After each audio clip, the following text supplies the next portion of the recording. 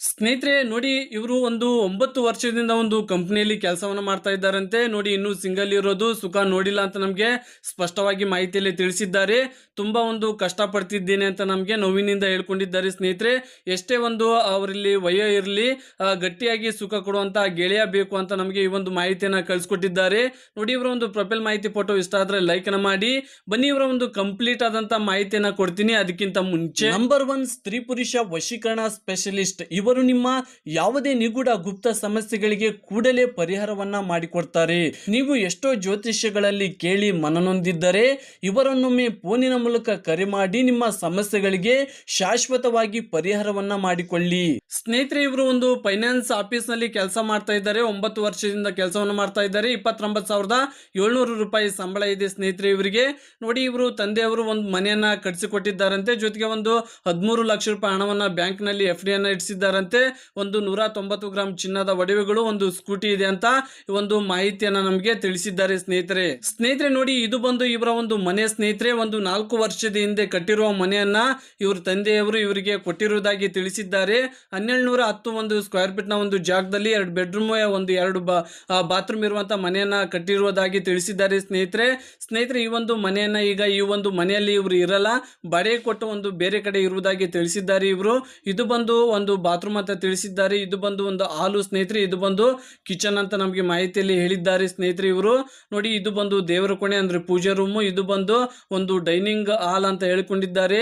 ಇದು ಬಂದು ಬೆಡ್ರೂಮ್ ಸ್ನೇಹಿತರೆ. ಇದು ಬಂದು ಹೈಟೆಕ್ ಬೆಡ್ರೂಮ್ ಅಂತ ಈ ಒಂದು ಮನೆಯ ಬಗ್ಗೆ ನಮಗೆ ಮಾಹಿತಿಯನ್ನ ಕೊಟ್ಟಿದ್ದಾರೆ. ಇದು ನೋಡಿ ಸ್ನೇಹಿತರೆ, ಇವರ ಒಂದು ಸ್ವಂತ ಒಂದು ಸ್ಕೂಟಿ ಸ್ನೇಹಿತರೆ. ಟಿವಿಎಸ್ ಜಿಪ್ಟರ್ ಒಂದು ಸ್ಕೂಟಿ ಸ್ನೇಹಿತರೆ. 2023ರ ಒಂದು ಸ್ಕೂಟಿ. ಇದು 3000 ಕಿಲೋಮೀಟರ್ ಮಾತ್ರ ರನ್ನಿಂಗ್ ಮಾಡಿದ್ದಾರಂತೆ. ಒಂದು ನ್ಯೂ ಸ್ಕೂಟಿ ಸ್ನೇಹಿತರೆ. ತೆಗೆದುಕೊಂಡು 6 ತಿಂಗಳಾಯ್ತಂತೆ ಈ ಒಂದು ಸ್ಕೂಟಿಯನ್ನ ತೆಗೆದುಕೊಂಡು. ಇದಿಷ್ಟು ಈ ಒಂದು ಸ್ಕೂಟಿ ಬಗ್ಗೆ ಮಾಹಿತಿ ಆಗಿದೆ. ನೋಡಿ, ಇವರಿಗೆ ಒಂದು ಕಣ್ಣಿನಲ್ಲಿ ಒಂದು ಸಮಸ್ಯೆ ಇದೆ ಅಂತ ಹೇಳಿಕೊಂಡಿದ್ದಾರೆ ಸ್ನೇಹಿತರೆ. ಇದು ಬಿಟ್ಟು ಬೇರೆ ಯಾವುದೇ ಒಂದು ಸಮಸ್ಯೆ ಇಲ್ಲ ಅಂತ ಹೇಳಿಕೊಂಡಿದ್ದಾರೆ. ಇದುವರೆಗೂ ಯಾವುದೇ ಗಂಡುಗಳು ಇವರನ್ನ ನೋಡಕ್ಕೆ ಬಂದಿಲ್ಲ ಅಂತ ನಮಗೆ ನೋವಿನಿಂದ ಹೇಳ್ಕೊಂಡಿದ್ದಾರೆ. ಈಗ ಅನಿವಾರ್ಯವಾಗಿ ನಮ್ಮ ಮದುವೆ ಆಗಬೇಕು ಅಂತ ಸ್ನೇಹಿತರೆ ನಮ್ಮ ಚಾನಲ್ಗೆ ಒಂದು ಮಾಹಿತಿಯನ್ನ ಕಳಿಸ್ಕೊಟ್ಟಿದ್ದೀನಿ ಅಂತ ನಮಗೆ ಸ್ಪಷ್ಟವಾಗಿ ಹೇಳಿದ್ದಾರೆ. ಗಂಡು ಇದ್ದರೆ ತಿಳಿಸಿ ಅಂತ ನಮಗೆ ಮಾಹಿತಿಯನ್ನ ಕೊಟ್ಟಿದ್ದಾರೆ ಸ್ನೇಹಿತರೆ. ಅಂತವ್ರು ಯಾರು ಇದ್ರು ನೋಡಿ, ನಿಮ್ಮ ಅಭಿಪ್ರಾಯವನ್ನ ಶೇರ್ ಮಾಡಬಹುದು ಸ್ನೇಹಿತರೆ. ನೋಡಿ, ಗೆಳೆಯ ಬೇಕು ಯಾವ ರೀತಿ ಇರ್ಬೇಕಂದ್ರೆ, ನೋಡಿ, ಇವರಿಗೆ 50ರ ಮುದುಕ ಆದರೂ ಓಕೆ, ಗಟ್ಟಿಯಾಗಿ ದಷ್ಟಪುಷ್ಟವಾಗಿ ಇರ್ಬೇಕಂತೆ. ಅವರು ಕುಡಿತಾ ಇರಬಾರ್ದಂತೆ ಸ್ನೇಹಿತರೆ.